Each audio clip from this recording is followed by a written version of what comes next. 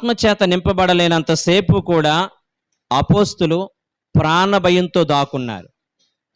ఎప్పుడైతే పరిశుద్ధాత్మ చేత వీళ్ళు నింపబడ్డారో అప్పుడు వీళ్ళు ధైర్యంగా వాక్యం ప్రకటించారు. నీవు పరిశుద్ధాత్మ చేత నింపబడితే నీలో ఉన్న ప్రతి భయమును కూడా దేవుడు తొలగిస్తాడు. పిరికాత్మ మనకి ఇవ్వలేదు, దత్తపుత్రాత్మను దేవుడు మనకిచ్చాడు.